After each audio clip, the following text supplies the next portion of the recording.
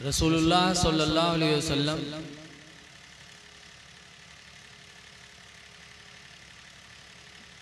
हज़रत अनस के घर चमड़े के बिस्तर पे लेटे थे और पसीना बहा तो उम्मे सुलैम एक सहाबिया औरत है, वो आई और हुजूर के पसीने को पोंछ पोंछ के एक शीशे में रखने लगी। हुजूर ने फरमाया, उम्मे सुलैम ये क्या करोगे? तो उम्मे सुलैम ने कहा था, न जालो फी तियूबिना, ऐ अल्लाह के रसूल हम आपके पसीने को अपने खुशबू में मिलाएंगे। सुभान अल्लाह। हुजूर के पसीने को खुशबू इको बंद कर दो यार, ताकि आवाज़ साफ हो, चाहे आवाज़ कम कर दो, थोड़ा आवाज़ बहुत ना बढ़ाओ ताकि थोड़ी मिठास बाकी रहे उसमें। ऐ उम्मे सुलैम मेरा पसीना तुम क्या करोगे? तो कहा न जालो अर्क़ा फी तीबिना, ऐ अल्लाह के रसूल हम आपका पसीना अपने खुशबू में मिलाती हैं। रवायतों में है कि उम्मे सुलैम हुजूर का पसीना शीशी में ले गई। फिर मदीने पाक में एक लड़की की शादी हुई, लड़की दुल्हन बनी तो हुजूर का वही पसीना उम्मे सुलैम ने उस दुल्हन को लगाया, सरकार का पसीना। तो वो दुल्हन हदीस में है कि जब तक दुनिया में जिंदा रही तब तक उसके बदन से खुशबू निकलती रही। जिंदाबाद जिंदाबाद। फिर माशाअल्लाह। फिर उससे जो लड़के पैदा हुए वो लड़के भी नबी के पसीने की बरकत से महकते रहे। अरे वाह वाह वाह, जिंदाबाद। फिर लड़कों के लड़के पैदा हुए वो भी महकते रहे। माशाअल्लाह। रवायतों में है कि 7 नस्ल तक, 7 नस्लों तक रसूलुल्लाह के पसीने की खुशबू से उसकी औलादें महकती रहीं। जिंदाबाद। अब इससे आप अंदाज़ा लगाओ कि दुल्हन को खुशबू लगाना चाहिए।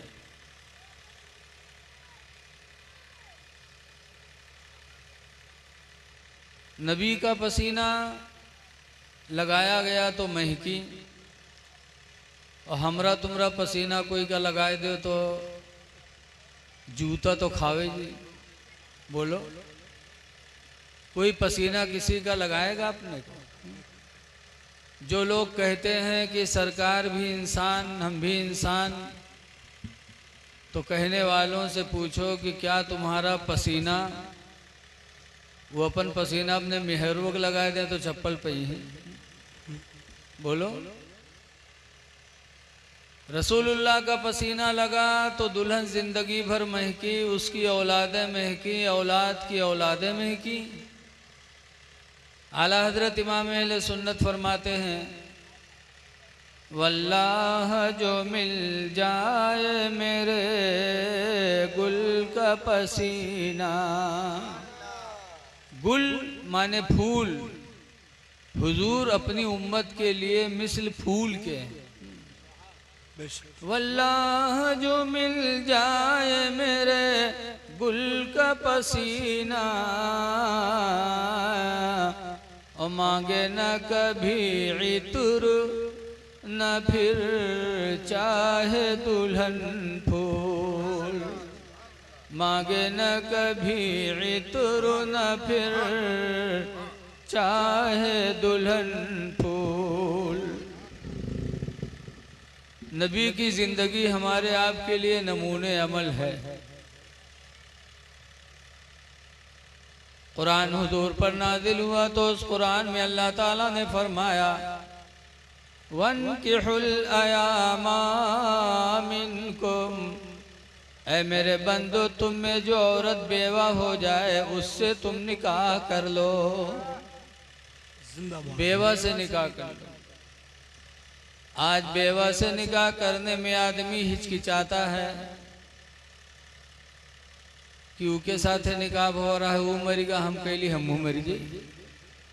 बोलो, बेवा को मनहूसिन समझते हैं कि ये मनहूस है, लेकिन ऐ लोगों, पैगम्बर इस्लाम सल्लल्लाहु अलैहि वसल्लम ने इस पर सबसे पहले अमल किया। जिंदाबाद बेशक। रसूलुल्लाह सल्लल्लाहु अलैहि वसल्लम ने अपनी पहली शादी बेवा ही से फरमाया, जबकि सरकार कितने खूबसूरत थे, कितने खूबसूरत। फरमाते आला हज़रत कि आँख वाले तेरी जो बन का तमाशा देखें। जिंदाबाद जिंदाबाद। जिनको अल्लाह ने आँख दिया है वो सरकार का चेहरा देखें। आँख वाले तेरी जो बन का तमाशा देखें, और दीदे कोर माने अंधा, जिके दीदे अंधा होएगा वो कुछ देख पाई। दीदे कोर को क्या आए नजर क्या देखे, दीदे कोर को क्या आए नजर क्या देखे। सरकार बहुत खूबसूरत है। एक बहुत बड़े यहूदियों के आलिम थे हजरत अब्दुल्ला बिन सलाम। मदीने में उनकी खजूर की बाग थी, खजूर तोड़ रहे थे। और यहूदी आलिम थे, आसमानी किताब तौरात के अंदर उन्होंने पढ़ा था कि आखिरी ज़माने में एक नबी मक्का में पैदा होंगे, लोग उनको सताएंगे तो मक्का छोड़कर मदीना आएंगे। तो ये इंतज़ार में थे कि एक टाइम आएगा कि वो आखिरी नबी मदीना आएंगे। और जिस दिन मदीना पहुँचे, तो जब मदीना पहुँचे तो मदीने की लड़कियां गीत गाई थी। कौन गीत? सोने के थाला में जाओ ना परोसे कि आ जाओ आंगन माल्ला मुझे, ये गीत नहीं गाई थी मदीने की लड़कियों ने। मदीने की लड़कियों ने अपनी अपनी छतों पे चढ़ के रसूलुल्लाह की खुशी में कहा था, तलअल बद्रु अलैना मिन सनियातिल वदाई। मदीने की लड़कियों ने कहा था, तलअल बद्रु अलैना, 14वीं रात का चांद आज हमारे ऊपर तुलू हुआ है। जिंदाबाद। 14वीं रात का चांद, पहली दूसरी रात का चांद थोड़ा होता है, और बढ़ते बढ़ते जब 13-14 तारीख आती है तो चांद पूरा भर जाता है। तो मदीने की लड़कियों ने नबी को चांद नहीं कहा था, बल्कि 14वीं रात का चांद कहा था। अब इससे अंदाजा लगाओ सरकार कितनी खूबसूरत है। लेकिन सरकार ने सबसे पहला निकाह किया 25 साल की उम्र में, और किया नहीं, दावत आई। मक्कतुल मुकर्रमा में एक औरत थी खदीजा, 2 मरतबा उनकी शादी हुई थी। एक मरतबा अतीक से शादी हुई और उनके घर रही, 2 लड़के पैदा हुए। फिर अतीक का इंतकाल हो गया, खदीजा बेवा हो गई। कुछ दिनों के बाद दूसरी शादी अबू हाला से किया। अबू हाला से भी 2 लड़के पैदा हुए और अबू हाला का भी इंतकाल हो गया। खदीजा फिर बेवा हो गई, 2 मरतबा बेवा हुई। तो उन्होंने ठान लिया कि अब मैं दूसरा निकाह नहीं करूंगी। 2 मरतबा बेवा हो गई, लेकिन खूबसूरत भी बहुत थी, मालदार भी बहुत थी। 40 साल की उम्र में भी अल्लाह ने उन्हें काफ़ी खूबसूरती अता फरमाई थी। ये अल्लाह की अता है। बहुत सी औरतें 25 से 30 साल में बुढ़िया लागे और बहुत सी 50 साल की हो जाती और जवान लगती हैं। हजरत खदीजा 40 साल की थी, लेकिन अल्लाह ने क्या रौनक दिया था खदीजा को कि मक्का के बड़े बड़े मालदारों ने निकाह का पैगाम भेजा, बड़े बड़े नेता लोगों ने निकाह का पैगाम भेजा, लेकिन खदीजा ने कहा ना, 2 मरतबा बेवा हुई हूँ, अब निकाह नहीं करूँगी। लेकिन जब रसूलुल्लाह सल्लल्लाहु अलैहि वसल्लम की शोहरत हुई और देखा कि माँ अरब की गलियों में जब सरकार चला करते हैं दिन में, तो बादल अपना साया किए रहता है, नबी का साया जमीन पे नहीं पड़ता, मक्खियां मेरे नबी के बदन पे नहीं बैठा करती, न कोई मक्खी रसूलुल्लाह के बदन पर बैठी। और सरकार चलते थे तो साया भी जमीन पे नहीं होता था, बादल अपना साया किए रहता था। अरब के लोग अपनी अपनी अमानतें, ईमान तो नहीं लाते थे लेकिन अपनी अपनी अमानत हुजूर के पास रखते थे। सोना चांदी पैसा कौड़ी रखते थे कि आप इसको रख लो, जब हमारी जरूरत होगी तो हम आपसे मांग लेंगे। ईमान नहीं लाए लेकिन रसूलुल्लाह की सच्चाई पर पूरे मक्का के लोगों का ईमान था। तो जब सरकार की इतनी इज्जत देखी तो वो खदीजा, जिन्होंने बड़े बड़े लोगों के रिश्ते को ठुकराया, उन्होंने खुद हुजूर की बारगाह में एक औरत को भेजा और कहा जाके मोहम्मद से कह दो, इन्नी क़द रग़िबतु फ़ीका या मोहम्मद, जाके मेरी तरफ से कह दो कि खदीजा आपकी दीवाना है, आपसे मोहब्बत करती है, आपके निकाह में आना चाहती, इसलिए मोहम्मद से कह दो मुझे अपने निकाह में कबूल कर लें। तो सरकार ने क्या कहा, ऐ नौजवानों जरा नबी की जिंदगी देखो।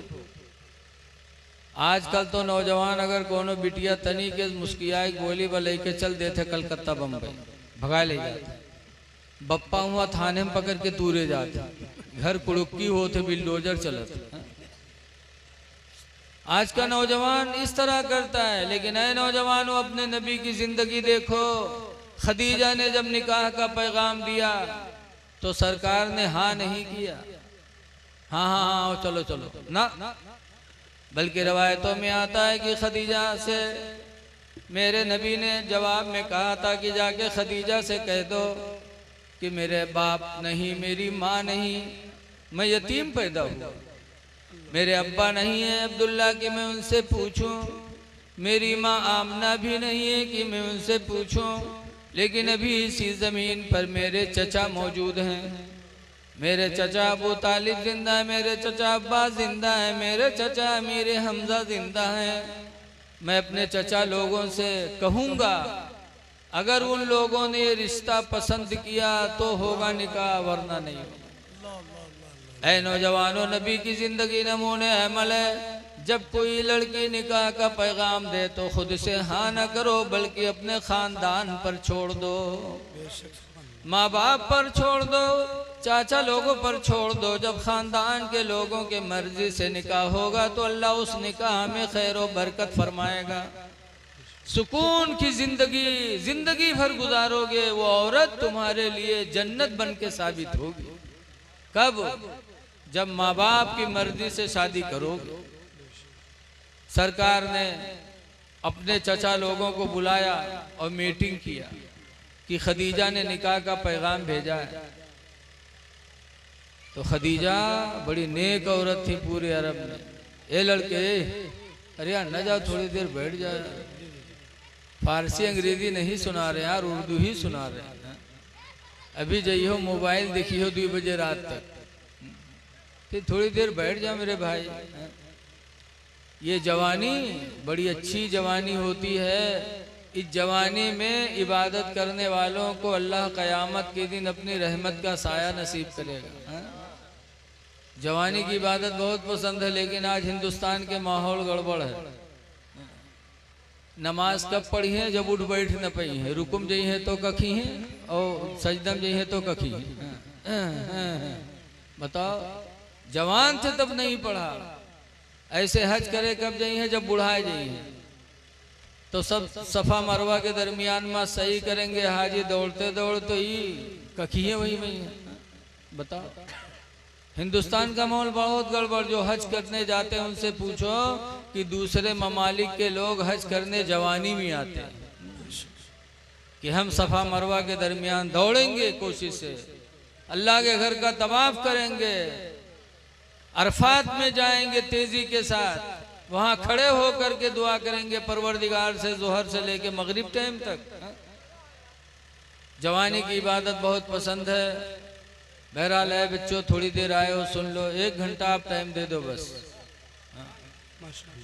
सरकार ने चचा लोगों को बुलाया, पूछा तो हुजूर के चचा अबू तालिब बड़े थे, खड़े हुए, कहा लोगों, ऐ मेरे भाइयों, पूरे अरब में खदीजा जैसी औरत कोई नहीं, माशाअल्लाह, खदीजा लाजवाब है, जिंदाबाद, और मेरा भतीजा मोहम्मद तो उससे लाजवाब है, सुभान अल्लाह, लिहाजा मैं ये रिश्ता पसंद करता हूँ। तो सरकार के चचा अबू तालिब ने निकाह पढ़ाया और 400 ऊंट अपनी तरफ से खदीजा को महर में अता फरमाया। अल्लाह अल्लाह, जिंदाबाद, सरकार के चचा अबू तालिब ने, खदीजा सरकार के घर रुखसत होके आई, तो माँ बाप नहीं, खानदान की मर्जी से निकाह किया था, लेकिन खदीजा ने सरकार को क्या सुकून बख्शा, क्या सुकून की जिंदगी दी कि सरकार गारे हिरा में इबादत करने जाते थे तो खदीजा रोजाना खाना पानी लेके जाती थी। कितनी दूर था हिरा? मक्का से 4 किलोमीटर दूर। वो अरब की गर्मी, लेके जाती थी 4 किलोमीटर पैदल जाती थी, फिर हिरा पहाड़ी पे चढ़ती थी, जिस पर चढ़ने में आज बहुतों की हिम्मत नहीं पड़ती। 100 हाजी में से 10 हाजी ऐसे मिली हैं जो हिरा पहाड़ी पे चढ़ पाते, लेकिन खदीजा अपने शौहर की मोहब्बत में रोजाना खाना पानी लेके हिरा पहाड़ी पे चढ़ती थी। 15 साल तक ऐसे किया। 15 साल मुतवातिर खदीजा अपने शौहर को हिरा पहाड़ी में खाना पीना देती रही। तो अल्लाह ताला ने जिब्रील अलैहिस्सलाम को भेजा, कहा जिब्रील जाओ खदीजा को मेरा सलाम सुना दो और कह दो खदीजा से कि तुमने जो 15 साल अपने शौहर की खिदमत की है, इसके बदले में तुम्हारे लिए मैंने जन्नत में मोतियों का महल बना के रखा। जिंदाबाद, मोतियों का महल। मोती सोना चांदी से भी कीमती होती, मोतियों का महल अल्लाह ने खदीजा के लिए बनाया। पता चला कि जब कोई औरत अपने शौहर की दिल से खिदमत करती है तो अल्लाह उससे राजी हो जाता और उसका ठिकाना जन्नत बन जाता। सुभान अल्लाह। लेकिन आज देखा जाता है कि आदमी सुबह है तो कहीं आज हमारे पेट फिरा थे, आज हम कुछ ना बनाए पे बासी वासी खाई ले, वो बेचारा बासी खा के चला गया हर जोते। बाद में यहाँ अपना कहीं ताज़ा खाना बनाई है, खाई है, तो के मोहल्ला में घूम घूम पंचायत करी है, हंसी हैं खेली हैं, और जब जनिए क्योंकि आए हुए के टाइम होएगा है, बस मुँह कुप्पा तना फुला घर में बैठ गई। अब वो आदमी बेचारा निरहा तरसा शाम के जब लौटी जोत के गन्ना काट के, तो ऐते आवत ना अब्बा ढूंढी ना अम्मा का ढूंढी। अब्बा अम्मा से का मतलब, न भाई न बहन न बिटिया न लड़का। ऐते आवत पूछी गुडवा कम्मी कहाँ है, कहाँ है गुडवा कम्मी? लागत है बगैरू के कयामत आई जाता है। और नहीं पहन तो घर में घुसे, हुआ गए ढूंढे पहन तो हम कुप्पा तना फूला है। अब बड़ी हिम्मत के हाथों लगे, कहा बात गुरु कम्मी कहा बात है, भगवान जा अपने भैया ले करो हमका ले करो। कहीं का है, कहीं तोर भैया आज हमका गाली दी से, या तो भैया ले करो हमका ले करो, गाली दी से लाओ लाठी कहाँ है? लाठी पकड़ा है। दिन भर बेचारा गन्ना काटिस और शाम के आवा तो चुड़ैली ने लाठी पकड़ा दी। ऐ मेरी माँ बहनों, जरा रसूलुल्लाह की बीवी खदीजा की जिंदगी देखो। 15 साल तक खाना ले ले जाके खिलाया, और 15 साल जब पूरे हुए तो सरकार पर कुरान नाजिल हुआ। हजरत जिब्रील आए कुरान की आयत लेकर के और फरमाया इक़रा पढ़ो। सरकार कहते माना बेकारी में पढ़ने वाला नहीं। फिर कहा इक़रा पढ़ो, कहा माना बेकारी जिब्रील में पढ़ने वाला नहीं हूँ। तो जिब्रील ने सरकार को अपने सीने से लगाया और कहा इक़रा बिस्मि रब्बिकल्लज़ी खलक़। ऐ महबूब तुम अपने रब के नाम से पढ़ो जिस रब ने तुम्हें पैदा किया है। जब जिब्रील ने इतना कहा तो हुजूर ने पढ़ना शुरू किया और जिब्रील चले गए तो कुरान नाजिल हुआ था। सरकार को बड़ी दिक्कत हुई, बहुत तकलीफ हुई, तो घर पहुंचे और घर जाते जाते खदीजा से कहते हैं, बुखारी की हदीस में है कि जम्मिलूनी जम्मिलूनी, ऐ खदीजा मुझे चादर ओढ़ा दो, मुझे चादर ओढ़ा दो। खशीत वाला नफ्से, मुझे अपनी जान का डर लग रहा है, चादर ओढ़ाओ खदीजा। तो 15 साल तक खाना ले जाके खिलाया।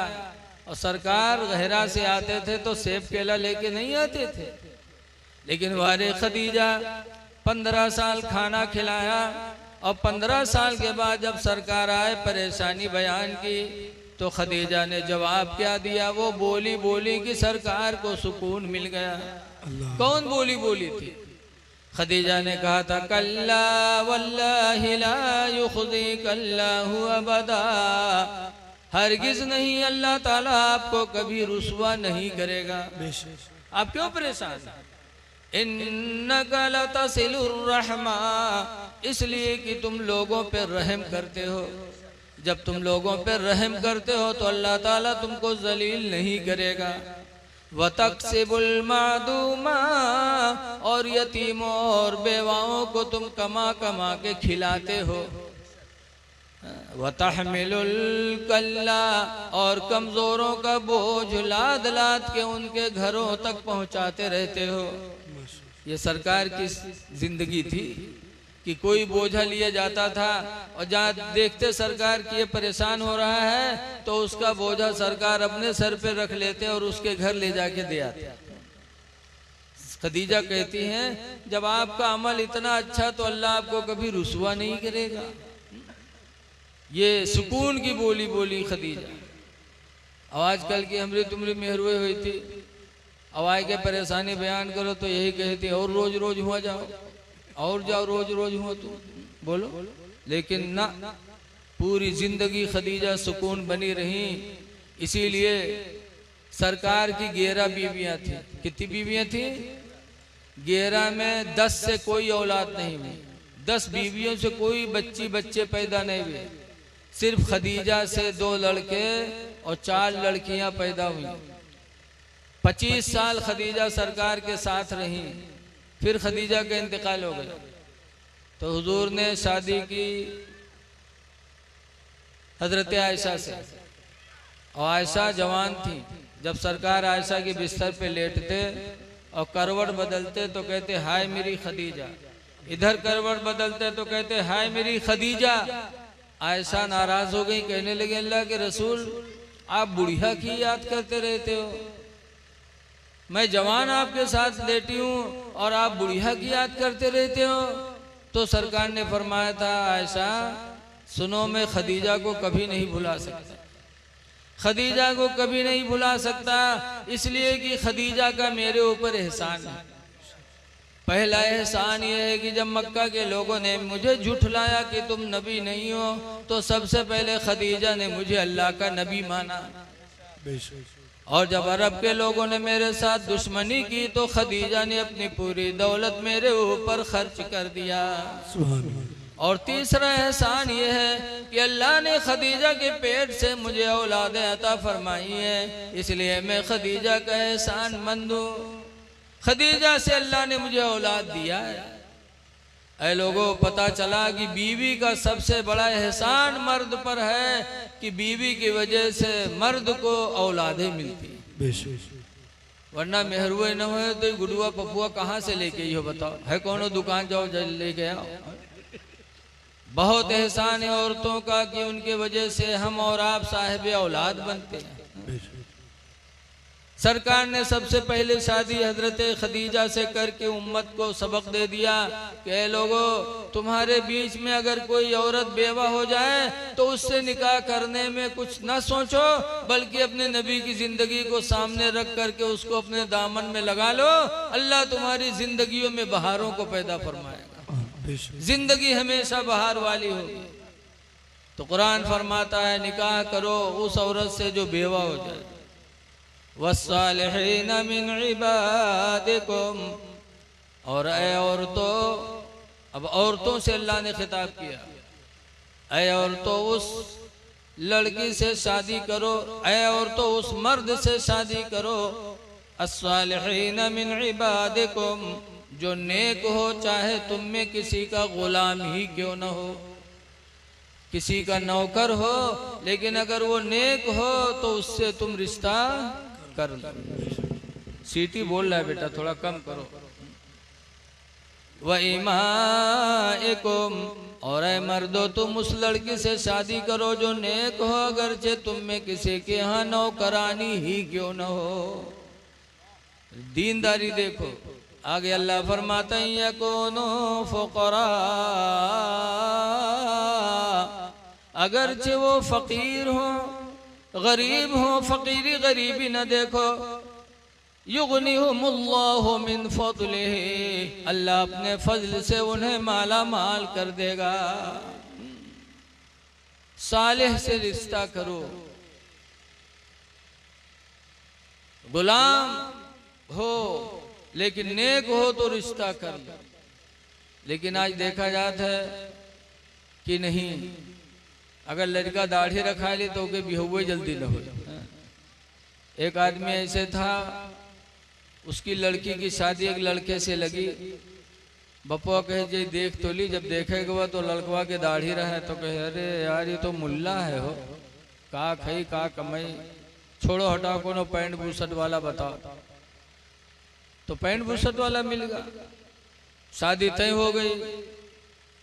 बारात का दिन आया तो उसको दूल्हा बनाने के लिए लोग नौहावे चले तो उनके पैखाना लग गया, तो चला गया लेटरिन में पैखाना करे। और पैखाना कहीं के निकला तो नुहुरा नुहुरा, उठ ही नहीं पावे, उसका सुझावे तो सोझे ही नहीं हुए। तो बाप रोवेला, कहा लाई चढ़ाएगा आप कैसे हुए। तो उसका ढकेल उकेल के लेके डॉक्टर के पास, डॉक्टर साहब देखें तो कहीं ऑपरेशन करे पड़ी ठीक हुई जी। तो बपा रोवेला के डॉक्टर साहब आज शादी के दिन है, ऑपरेशन करी हो, अल्लाह जाने महीना में ठिकाए कि 2 महीना में ठिकाए, कैसे हुई है। डॉक्टर साहब कहीं घबराओ ना, 2 मिनट लागी ठीक हुई। फिर अच्छा, डॉक्टर साहब के कमरा में का ढकेल के किहिन, दरवाजा बंद की, 2 मिनट नहीं लाग दरवाजा खोलिन तो सीधा सीधा निकला।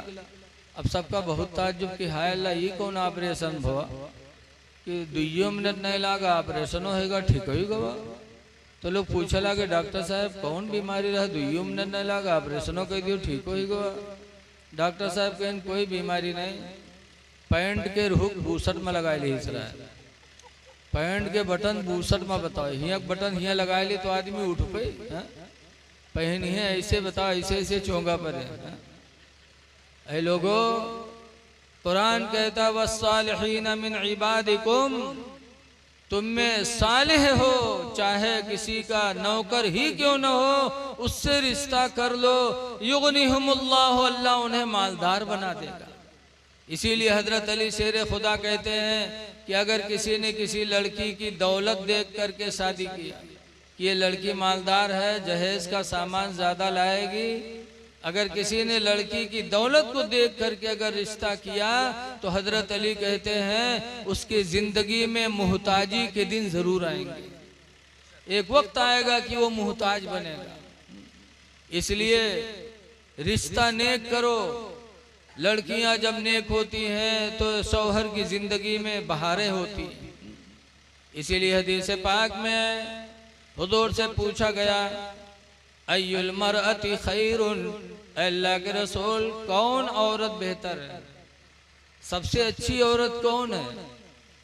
तो सरकार फरमाते इदा नज़रा इलैहा, जब उसका मर्द उसको देखे, फसरत हो, तो औरत अपने मर्द को खुश कर दे।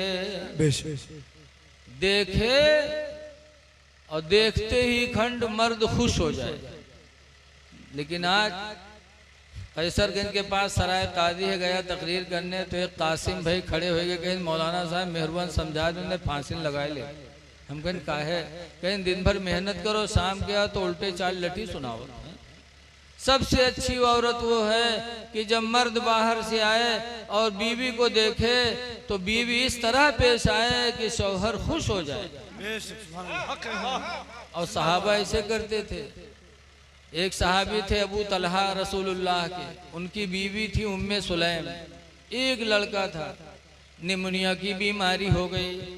हजरत अबू तलहा सुबह निकले काम के लिए तो देखा लड़के की सांस उखड़ रही थी।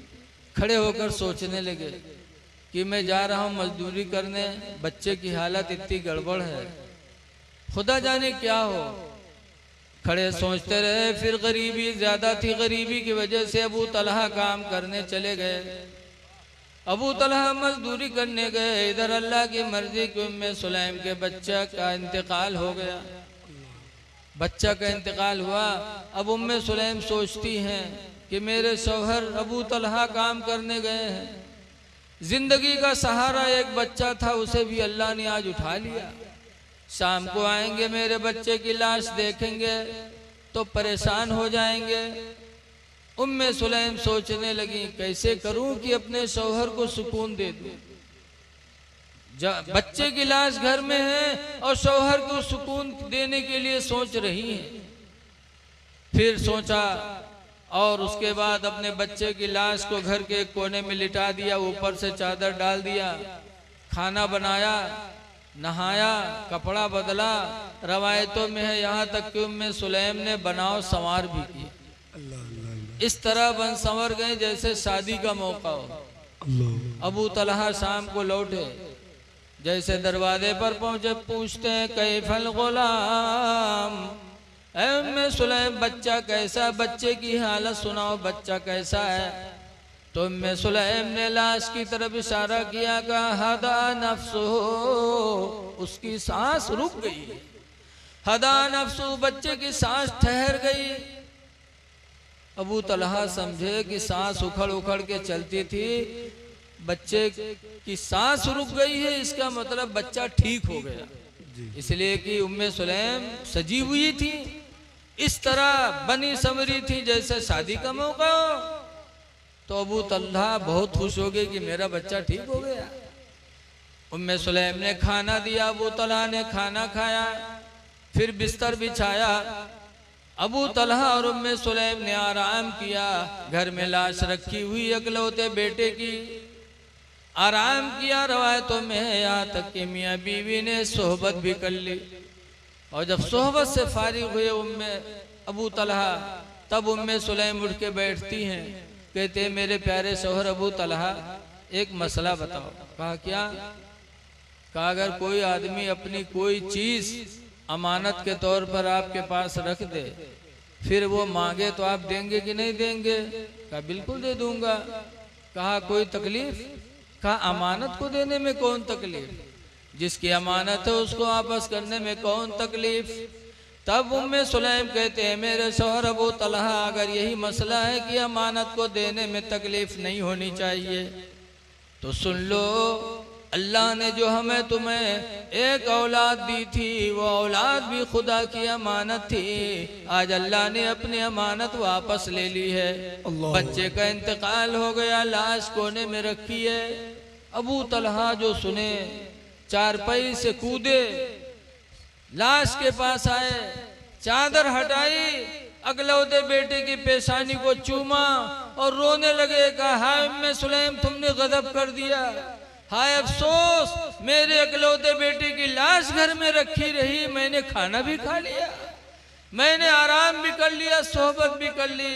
हाय उम्मे सुलैम तुमने गजब किया, मुझे बताया तक नहीं। तब उम्मे सुलैम रोई, कहते हैं मेरे शौहर अबू तलहा खुदा जानता है कि मेरे ऊपर मुसीबत का पहाड़ टूटा है। एक बेटा था, जिंदगी का सहारा था, आज वो दुनिया से चल बसा। मेरे दिल में कितना गम है खुदा ही जानता है, लेकिन ये सब कुछ मैंने सिर्फ इसलिए किया कि तुम बाहर से आए थे, थके मांदे थे। अगर लाश बता देती तो तुम न खाते न आराम करते, तुम्हारा चैन सुकून चला जाता। सिर्फ तुम्हें सुकून देने के लिए मैंने अपने दिल पे पत्थर रख दिया। नारे तकबीर, नारे रिसालत, मसलके आला हजरत हजरत अल्लामा मौलाना मुफ्ती रफीक आलम साहब किबला, नारे तकबीर, नारे रिसालत। अबू तलहा रोते रहे। सुबह हुई, मस्जिद नबवी से जब अजान हुई तो अबू तलहा नमाज पढ़ने गए और नमाज फजर के बाद रसूलुल्लाह से रो रो के सब बताने लगे कि अल्लाह के रसूल मेरे घर में अकलौते बेटे की लाश रखी रही मेरी, और मेरी बीवी ने बताया नहीं, मैंने खाना भी खाया, आराम भी किया, सोहबत भी कर ली। तो हुजूर फरमाते हैं अबू तलहा सुनो, तुम्हारी बीवी ने जो सब्र किया, औलाद दुनिया से गई, सब्र किया और तुमको सुकून पहुंचाया। तो सुनो, आज रात में तुम दोनों ने जो सोहबत किया, अल्लाह ताला ने नुत्फा ठहरा दिया है।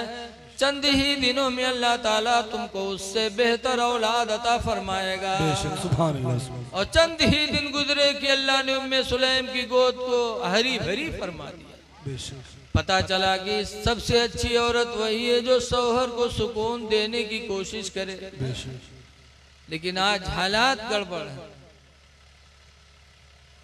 आज थोड़ी थोड़ी सी बात पर मियाँ बीवी में झगड़ा, बात में झगड़ा। एक जगह मियाँ बीवी के झगड़ा हुआ तो मर्दवा हारेगा। आज मर्द हारत है, कोई नहीं हारत है। मर्द हारेगा तो हार का बेचारा तो दुआ मांगेला कि या अल्लाह हम झूठे हुए तो हमका उठा लो, या अल्लाह या झूठी हुई तो इका उठा लो, या अल्लाह हम झूठे हुए तो हमका उठा लो, या झूठी हुई तो इका उठा लो। बहुरतियों पहुँच फैलाई कहीं या अल्लाह यू झूठा है तो इका उठा लो, और या अल्लाह हम झूठी हुए तो हमका बेवा बनाए दो, या अल्लाह ये झूठा है तो इका उठा लो, हम झूठी हुए तो हमका बेवा बनाए दो। अरे औरत बेवा कब बना था? जब मर्द मरा था तभी तो लौट पोट मरे वहाँ है, ये चौधरीन बनी बैठी रहा। आजकल की औरतें इस तरह है। क्यों? इसलिए कि इन्होंने पढ़ा नहीं कि शौहर का दर्जा कितना बड़ा है। हदीस पाक में अय्युमा इमरातिन मातत, जो औरत मर गई, व ज़ौजुहा अन्हा राज़िन, और उसका शौहर उससे राजी रहा, फदखलतिल जन्ना, तो सरकार फरमाते वो औरत जन्नत में जाएगी। जिसका शौहर जिससे खुश, वो औरत जन्नती है। इसीलिए निकाह बहुत इबादत बताई गई। हदीस पाक में हुजूर फरमाते मन तज़व्वजा, जिसने शादी कर लिया, फ़क़द इस्तकमल निस्फ़त दीन, तो उसने आधा दीन मुकम्मल कर लिया। जिसने शादी किया उसने आधा दीन मुकम्मल कर लिया। आधा दीन शादी करने से है। क्यों? इसलिए कि शादी का फायदा बहुत बड़ा है। इसीलिए हुजूर ने नौजवानों से फरमाया था, या माशर शबाबी मन इस्तता मिनकुमुल बाता फलयतज़व्वज, ऐ नौजवानों तुम में जो शादी की ताकत रखता हो शादी कर ले। क्यों? शादी का फायदा सरकार फरमाते हैं, फ़इन्नहु यग़ुद्दु लिलबसरी, इसलिए कि निकाह ये निगाहों को झुका देता है। निकाह से नौजवान की आंखें झुक जाती हैं। झुकने का मतलब कि जब निकाह हो जाता, बीवी घर में होती है, तो वो नौजवान किसी की माँ बहन बेटी पर गलत निगाह नहीं उठाता। सबसे पहला फायदा ये कि निकाह से इंसान ज़िना से बच जाता है। इसीलिए हजरत उमर कहा करते थे कि लोगों औरतों का एहसान मानो कि इन औरतों की वजह से हमारी तुम्हारी निगाहें ज़िना से बचती हैं, ज़िना से हमारी हिफाजत हो जाती है। तो पहला फायदा निकाह का ज़िना से बचना है और निगाहों का बचना। और दूसरा फायदा है वयहसनु लिल फर्जी, और निकाह वो है जो इन शर्मगाह की हिफाजत भी करता है। इसीलिए निकाह को आधा दीन बताया गया। इसलिए खुश नसीब हैं वो लोग जो निकाह करते और निकाह के बाद हलाल रोजी कमा के अपनी बीवी बच्चों को खिलाते। लेकिन सुनो, मिशकात शरीफ की हदीस है, अन अबी सईद अल खुदरी क़ाल खरज रसूलुल्लाह सल्लल्लाहु अलैहि वसल्लम इलल मुसल्ला, कि हुजूर ईदगाह निकले, ईद की नमाज पढ़ाने के लिए सरकार निकले। और हुजूर के ज़माने में ईदगाह में मर्द भी जाते थे नमाज पढ़ने, औरतें भी जाती थी। औरत मर्द सब ईदगाह में नमाज पढ़ते थे सरकार के ज़माने में। तो सरकार औरतों के मजमे में पहुंचे, फरमाया या माशर शबाब या माशर निसा, ऐ औरतों तसद्दक़ना, ऐ औरतों तुम सब सदका किया करो, ऐ औरतों सदका दिया करो। इन्नी रअयतुकुन्ना अक्सरा अहलिन नारी, इसलिए कि मैंने तुम लोगों की तादाद जहन्नम में ज्यादा देखी है। मेराज की रात में सरकार ने मुआयना फरमाया तो जहन्नम में मर्द कम औरतें ज्यादा। सरकार फरमाते तुम्हारी तादाद जहन्नम में ज्यादा, तुम सब सदका करो ताकि तुम्हारे गुनाह माफ हो जाए। औरतों ने कहा क्यों? कुलना व बिमा या रसूल अल्लाह, औरतों ने कहा ऐसा क्यों कि जहन्नम में मर्द कम औरतें क्यों ज्यादा हैं? तो सरकार ने 2 वजह बताई थी, 3 वजह। पहली वजह सरकार ने फरमाई थी तकफुरुनल अशीरा, पहली वजह यह है कि तुम लोग शौहरों की नाशुक्री करती हो, शौहरों की नाफरमानी करती हो, शौहरों की नाफरमानी की वजह से तुम जहन्नम में जाओगे। पता चला कि जो औरत अपने शौहर का शुक्रगुजार बने, जो औरत अपने शौहर की फर्मा बरदारी करे उसका ठिकाना जन्नत है, और जो शौहर की नाफरमानी करे, शौहर की नाशुक्री करे, नबी फरमाते हैं उसका ठिकाना जहन्नम है। तो औरतें जहन्नम में जाएंगी नाशुक्री की वजह से। जैसे आज भी जिंदगी भर जौन कहें तौन ले आओ, सब पूरी आओ, अगर यक्को मरतबा कहूँ फेल हो गई तो कहिए तुम जिंदगी भर हमका जलाए, तुम कहूँ हमारे को बात मानो, तुम जिंदगी भर हम का डाहे, पूरी जिंदगी की खिदमत पर पानी डाल देती। जैसे हमारे यहाँ गांव में यहाँ एक साहब है जो मुसलमान है लेकिन नमाज पढ़े कभू नहीं गए, उनका ईद बकरीदों में नहीं देखा, आजो नहीं देखा बुढ़ाई के, लेकिन उनके टोपी सर से नहीं उतरे थे, टोपी लगाए रही है, सोई है तब टोपी लगाए रहे हैं, अल्लाह जाने काहे लगाए रहा था। तो ईद बकरीद भी नहीं पढ़ा था तो गांव वाले उनके नाम रख दिए पंडित, है मुसलमान लेकिन उनका पंडित पंडित कहा था। तो जब उनका पंडित तो मेहरुआ का पंडित है, आजकल मेहरुआ मर्द से लकब पावत है, तनको पढ़े न हो डॉक्टर के साथ बिहार हो जाए तो फौरन डॉक्टर है, चाहे जक्को गोली का नाम न जाना था लेकिन डॉक्टर है। ऐसे हाफिज जी के निकाह में आएगी तो हफजैन, चाहे हम तो याद ना हो, और हफजैन गांव भर पकाए लगी हैं, हफजैन हफजैन बोलो। ऐसे प्रधान बेचारा दर दर भीख मांगत है, वोट मांगत है, दुरियावा जाए भगावा जाए, तब वो वोट पावत है तो प्रधान बना, तो जहाँ प्रधान बना वो डिग्री पाएगी प्रधान इनके फट से। ऐसे औरतों को लक़ब शौहरों से मिलता है, तो उनका पंडित कहे लगे तो औरत के पंडित है। एक दिन छोटी मछली भी खाए तो पंडित लिहिन आधा किलो, पंडितैन जब बनाइन तो कहीं ना खाए लो। जब पंडित खाना खाए बैठे और पंडितैन प्लेट में दिहिन, और पंडित जब पहला लुकमा मुँह में रखिन तो कहा था ये करुआत का है रे, का साफ नहीं किया रहे का, ये मछलियाँ करुआत है।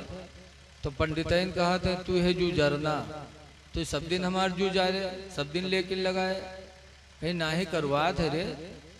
तो पंडितैन अपने बिटियावा से कहें बिटियावा तो नहीं तू ही खा रहे। जब बिटियावो खैस तो कहीस हाँ अम्मा करुआत है। तो पंडित कहा थे अरे इतनी निमकौरी तेलवा रखे रहा वह तो नहीं डाल दिए रे मछलिया में। जब पंडितैन शीशी देखिन तो कड़वक तेल शीशी भरी और निमकौरी तेल वाली शीशीवा खाली हुई। तब पंडितैन अपन खोपड़ी पीटिन कहीं हाय हम जान नहीं पावा निमकौरी तेलवा छोड़ दी। अब बताओ डारे बैठी निमकौरी तेल और मर्द कहा था करुआत है तो कहा थे तू है जू जरना। इसीलिए रसूलुल्लाह ने फरमाया अय औरतों सदका करो इसलिए कि तुम्हारी तादाद जहन्नम में ज्यादा देखी है।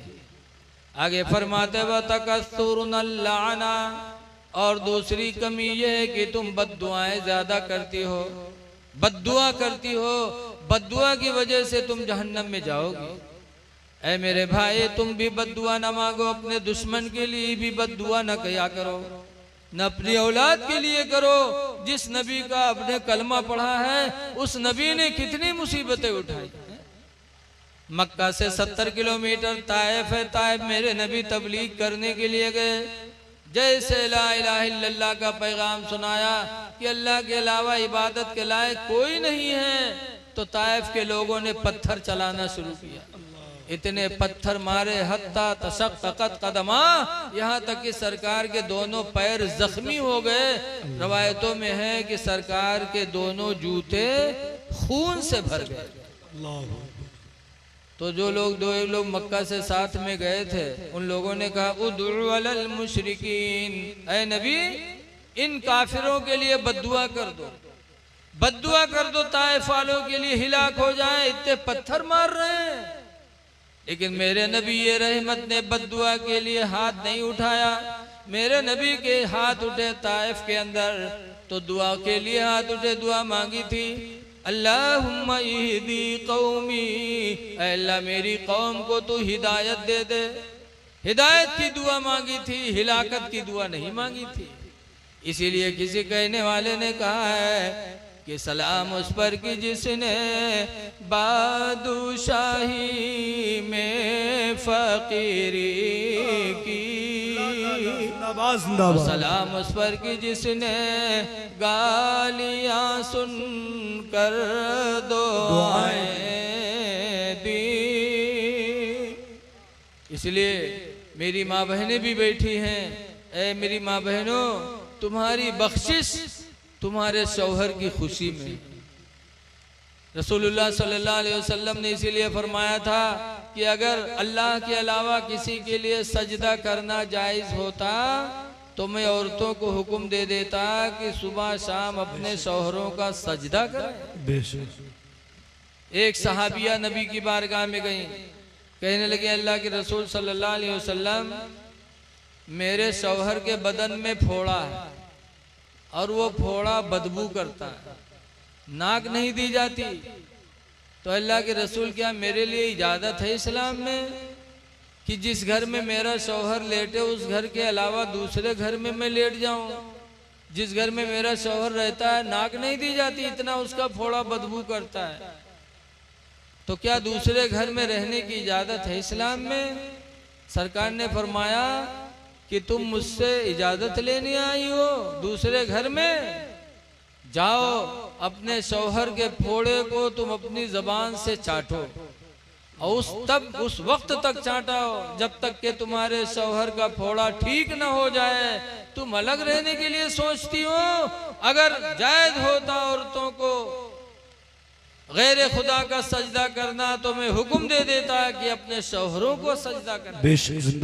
पता चला कि एक औरत का निकाह होने के बाद सबसे बड़ा दर्जा उस पर है अगर तो उसके शौहर का। इसीलिए कुरान ने मियाँ बीवी का रिश्ता बड़ा अनोखा बताया।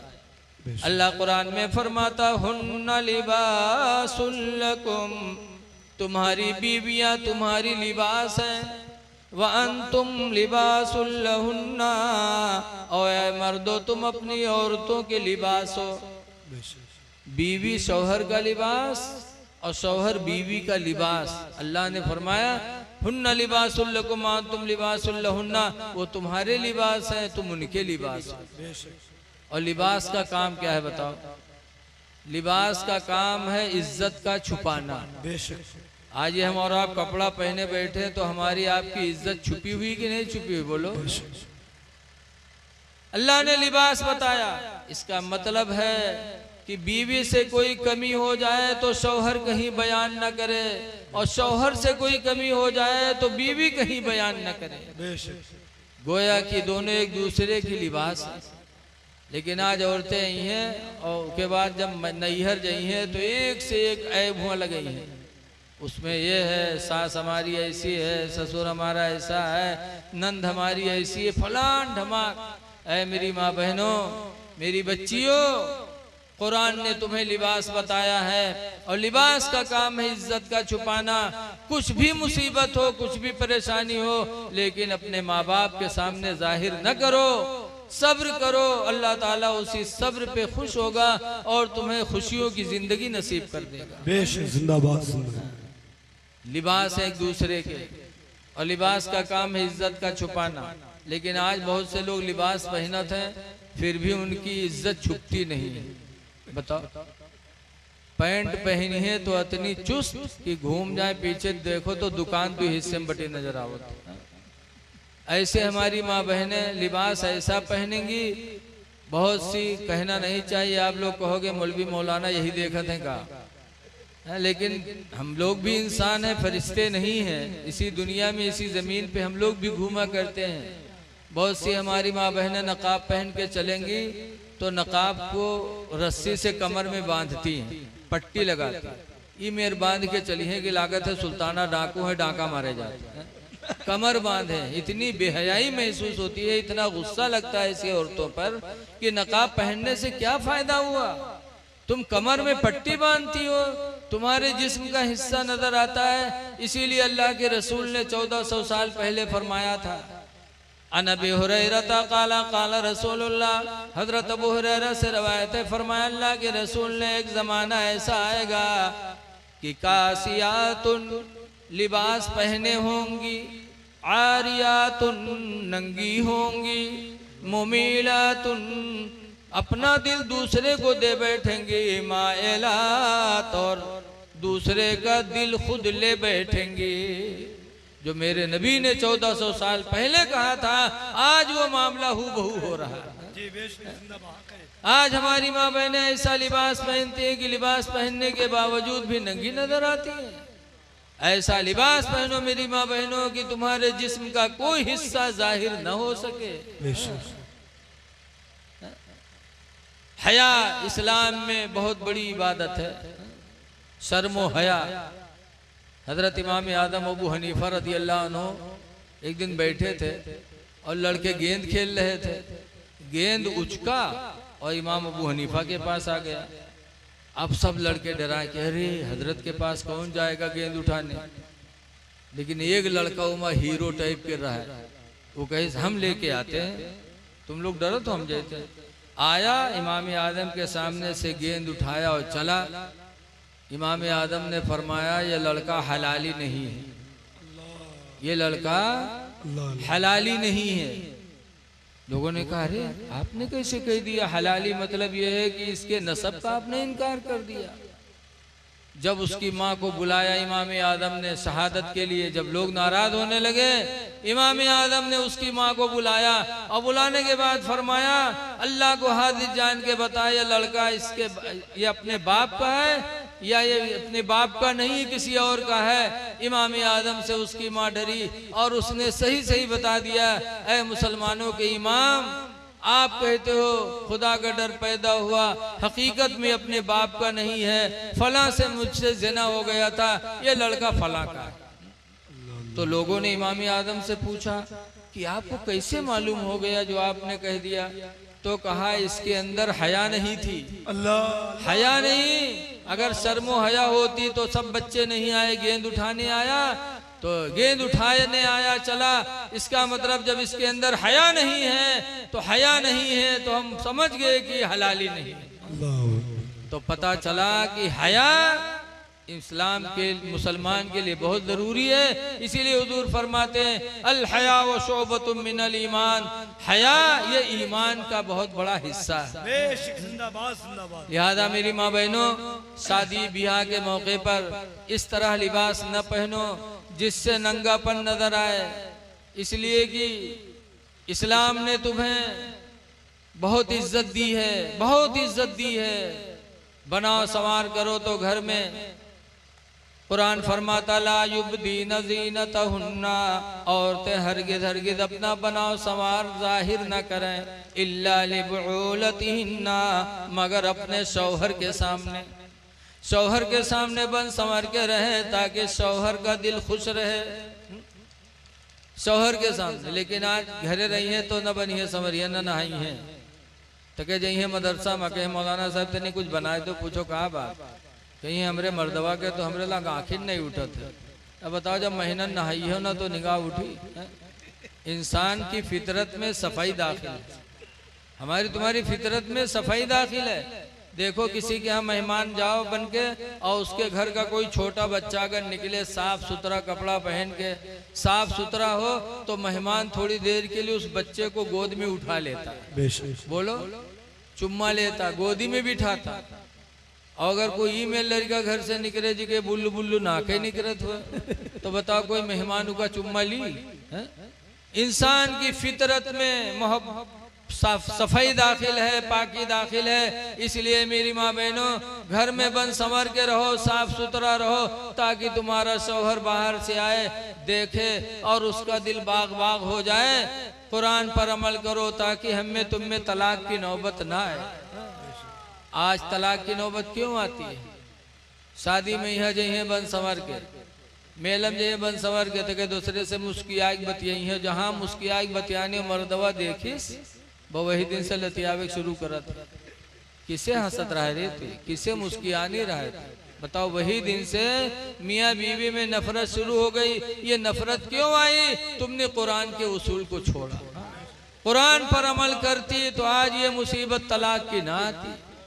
लिहाजा लोगों, निकाह करो, लड़का का निकाह करो, लड़की की निकाह करो। निकाह करना आधा दीन है।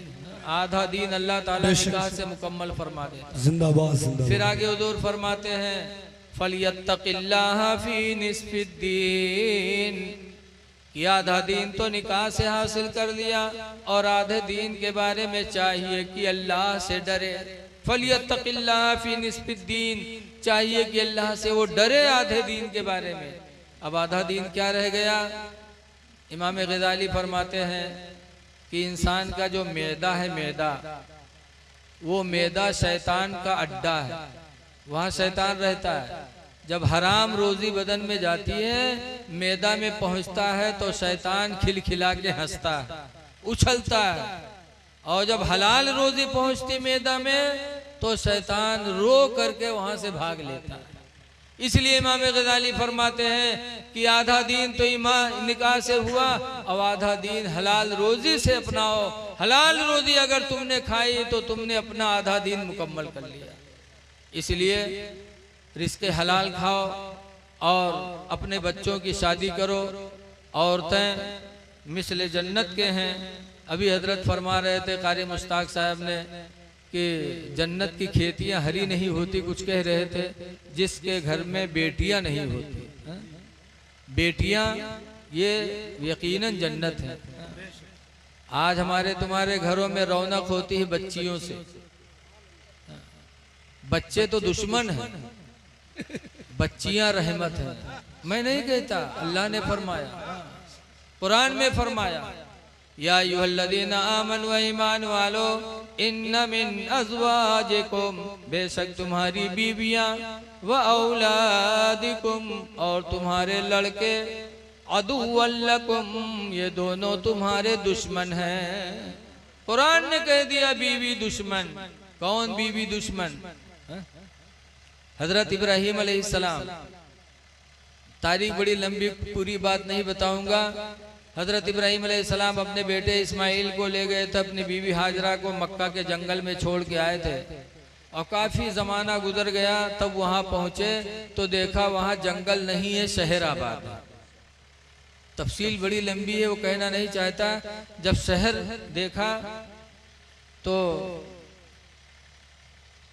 देखो अपनी बीवी बच्चे को जंगल में छोड़ आए थे। एक जमाना गुजर गया तो सोचा कि एक जमाना गुजर गया, जंगल में अपनी बीवी हाजरा और अपने बेटे इस्माइल को छोड़ के आया था, लाओ देखें है कैसे। जब वहाँ मक्का में वहाँ पहुँचे तो देखा बहुत आलीशान शहर बसा हुआ है। लोगों से पूछा कि इस्माइल का घर कहाँ है? लोगों ने बताया वो घर है। जब इस्माइल के दरवाजे पर पहुँचे, घोड़े पे थे, जब वहाँ पहुँचे दस्तक दिया तो इस्माइल थे नहीं, इस्माइल की बीवी निकली, इब्राहीम अलैहिस्सलाम की पतोह निकली। इब्राहीम अलैहिस्सलाम ने फरमाया इस्माइल कहाँ है? कहा वो तो शिकार के लिए गए हैं। आप कौन? कहा मैं उनका बाप इब्राहीम हूँ, उन देखने के लिए आया था। एक जमाना गुजर गया था, मैं बचपन में दूध पीता बच्चा छोड़ के यहाँ गया था, आज मोहब्बत लगी थी तो देखने आया था। इस्माइल कहाँ है? कहा जंगल शिकार करने गए हैं। लेकिन इतना सुना कि बाप हैं, लेकिन ये मुंह से नहीं निकला कि उतरिए उतरिए, आइए घर में अभी आ रहे हैं। कहा वो तो जंगल गए हैं। न बैठने के लिए कहा, न उतरने के लिए कहा। इब्राहीम अलैहिस्सलाम का दिल दुखी हुआ और चल पड़े। कहा मैं जा रहा हूँ, मेरा बेटा इस्माइल आएगा तो उससे एक बात कह देना कि तुम्हारे बाप इब्राहीम आए थे और ये कह के गए हैं कि ये घर की चौखट अच्छी नहीं, इस चौखट को बदल दे। चले आए कह के। इस्माइल अलैहिस्सलाम जब शाम को लौटे, बीवी ने बताया कि आज तुम्हारे बाप इब्राहिम आए थे मिलने के लिए। जैसे सुना रोने लगे। अब्बा आए थे? चले गए? कहा वो चले गए। कहा कुछ कह के गए मेरे लिए? कहा एक पैगाम दे के गए हैं। कहा है कि ये घर की चौखट अच्छी नहीं है, इसको बदल दे। इस्माइल अलैहिस्सलाम की आंखों में आंसू भर आए। कहा खुदा की कसम, चौखट से मतलब तू है। इतनी बदनसीब निकली कि मेरे बाप आए, मेरे बाप की तू खिदमत नहीं कर सकी। मेरे बाप को रोकी होती खिदमत करती। मेरे बाप यही बोल के गए कि जन्नत चौखट बदल दे, इसका मतलब तुझको बदलने के लिए कहा है। इस्माइल अलैहिस्सलाम ने फौरन अपनी बीवी को तलाक दे दिया। कहा तू घर में नहीं रह सकती, मेरे बाप ने मुझे हुक्म दिया, निकाल दिया। दूसरी शादी की। कुछ जमाना गुजरा, फिर इब्राहिम पैगंबर सोचे कि लाओ अपने बेटे की फिर खैरियत ले ले। एक जमाना गुजरने के बाद इब्राहिम पैगंबर फिर मक्का गए। अब जान गए थे घर, डायरेक्ट वहां पहुंचे, दरवाजा खटखटाया। फिर उस दिन इस्माइल नहीं थे। दरवाजा खटखटाया, अंदर से इस्माइल अलैहिस्सलाम की बीवी निकली। इब्राहिम अलैहिस्सलाम से सलाम किया। पूछा कौन? कहा मैं इस्माइल का बाप हूँ, इब्राहिम। कहाँ है? कहा अब्बा वो जंगल गए शिकार करने, आप उतरिए, आइए घर में आइए, अभी आएंगे, मुलाकात होगी। उतारा, घर में लेके गई, पैरों को धुला। सफर से गर्दो गुबार था, गर्दो गुबार को साफ किया, खाना खिलाया, खिदमत किया इब्राहिम पैगंबर की। काफी वक्त गुजर गया तो इब्राहिम अलैहिस्सलाम फरमाते हैं बेटी मैं चल रहा हूँ। मेरे बेटे तो कहा अब्बू कहाँ जा रहे हो? रुको आएंगे, अभी मुलाकात होगी। कहा नहीं मुझे वक्त हो रहा है, मैं जा रहा हूँ। मेरा बेटा इस्माइल आएगा तो उससे कह देना कि ये घर की चौखट बड़ी अच्छी है, इस चौखट की हिफाजत करेंगे। शाम को इस्माइल अलैहिस्सलाम आए, घर में दाखिल हुए। बीवी ने बताया तुम्हारे बाप इब्राहिम पैगंबर आए थे। कहा आए थे? फिर चले गए? कहा कुछ कह के गए? कहा कह के गए हैं कि घर की चौखट अच्छी, इसकी हिफाजत करना। कहा तुमने मेरे बाप की कुछ खिदमत की थी? बताया। इब्राहिम इस्माइल अलैहिस्सलाम मुस्कुराए। कहा या अल्लाह तेरा शुक्र है। कहते हैं मेरी बीवी चौखट से मुराद तू है, तेरी हिफाजत के लिए मेरे बाप मुझे वसीयत करके गए हैं।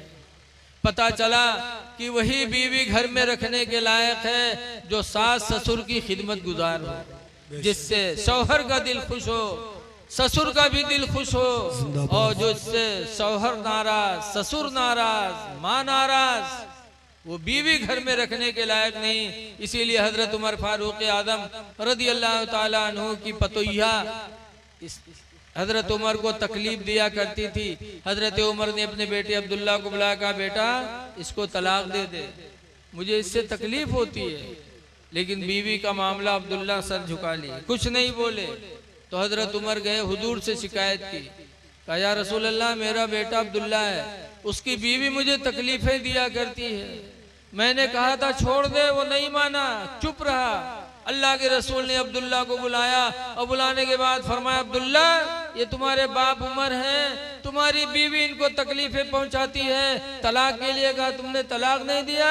तल्लिकहा, अब्दुल्ला उसको तलाक दे। नबी करीम ने हुक्म दिया तो अब्दुल्ला ने तलाक दिया अपनी बीवी को।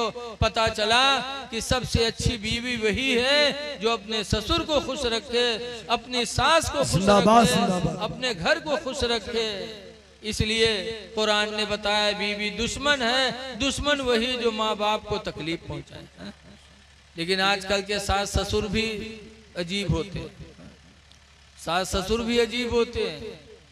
देखा जाता है सास के यहाँ जैसे पतोहिया आए तो उसे कपड़ा छटवावे शुरू करी है, अपनों कपड़ा छटवई है, मर्दों के छटवई है, घर भर कपड़ा उतार उतार डारे लगे हैं। वही में नंदा उतराए लागत है, उन्होंने उतार उतार जंपड़ बहावे लागत है।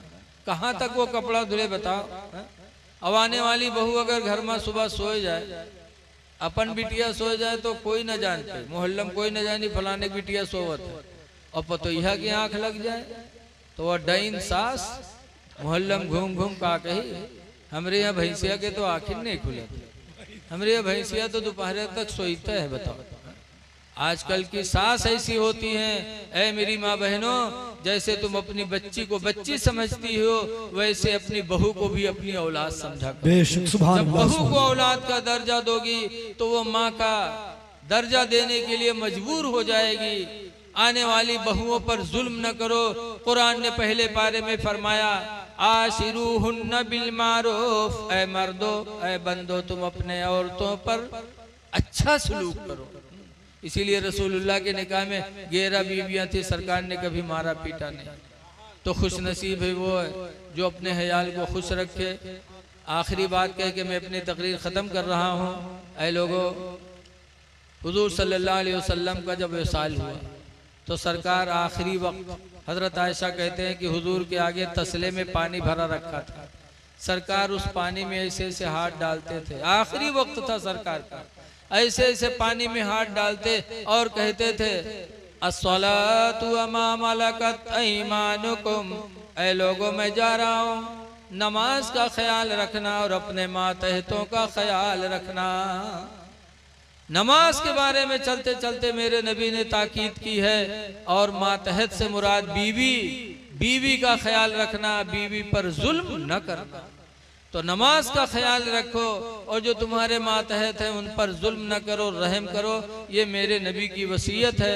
दुआ है कि अल्लाह ताला हमको आपको अपने नबी के फरमान पर अमल करने की तौफीक अता फरमाए और अल्लाह हमको आपको नमाजों का पाबंद बना दे। अस्सलामु अलैकुम व रहमतुल्लाहि व बरकातहू।